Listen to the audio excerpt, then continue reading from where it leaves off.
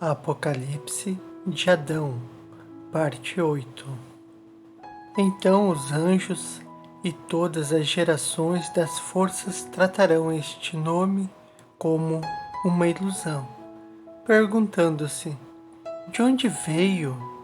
De onde vieram estas palavras ilusórias que todas as forças não puderam descobrir? O primeiro reino diz dele: ele surgiu como senhor de um reino santo e excelso. Um espírito o transportou para o céu. Ele foi alimentado nos céus. Ele recebeu a glória e a força naquele lugar. Veio ao colo de sua mãe e assim desceu sobre a água.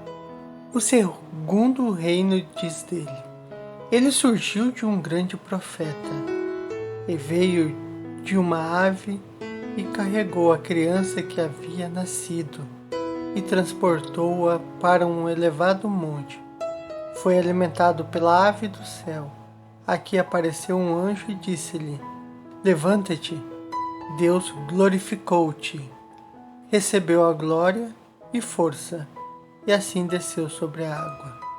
O terceiro reino diz dele: ele surgiu de um ventre virginal. Ele foi expulso de sua cidade, ele e sua mãe, e foi conduzido para um lugar deserto, e aí foi alimentado. Veio, recebeu glória e força, e assim desceu sobre a água. O quarto reino diz dele: ele surgiu de uma virgem, que o deu à luz secretamente. Salomão procurou-o, e com ele Farsales, Samuel e os exércitos por eles enviados. Salomão mandou também um exército de demônios para que procurasse a virgem. Eles, porém, não encontraram aquela a quem caçavam. Mas a virgem que àqueles foi entregue era a que eles levaram. Salomão tomou-a e a virgem ficou grávida. Naquele dia, ela gerou a criança e alimentou-a nas margens do deserto. Enquanto era alimentada, recebeu glória e força da semente por obra da qual havia sido gerada, e assim desceu sobre a água. O quinto reino diz dele: ele surgiu de uma gota do céu, lançado no mar. O abismo acolheu-o e gerou-o e levou-o para o céu. Recebeu glória e força, e assim desceu sobre a água. O sexto reino diz dele: um reino consentiu em descer até Exeon, aqui embaixo, para colher flores para ela. Ela concebeu pelo desejo que provou pelas flores e gerou-o nesse lugar. Os anjos do jardim florido alimentaram-no. Recebeu glória e força nesse lugar, e assim desceu sobre a água. O sétimo reino diz dele: ele é uma gota que desceu do céu até a terra. Dragões a levaram para cavernas e ela tornou-se criança. Um espírito desceu sobre ela, conduziu-a até o alto, para o lugar de onde a gota havia surgido.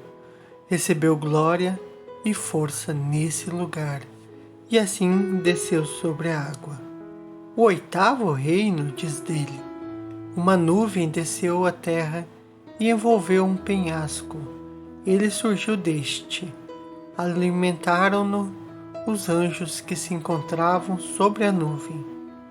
Nesse lugar recebeu glória e força, e assim desceu sobre a terra.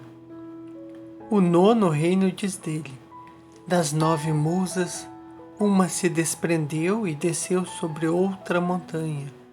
Passou algum tempo lá sentada, desejando-se a si própria com o fim de se tornar andrógena.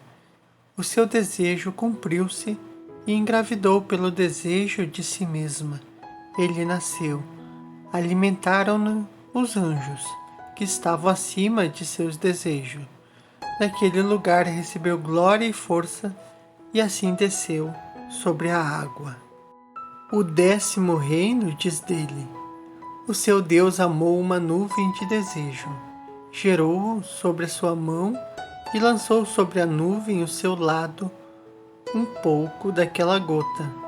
E ele nasceu. Naquele lugar recebeu glória e força, e assim desceu sobre a água. O 11º reino diz dele: o pai desejou a própria filha. Ela engravidou de seu pai.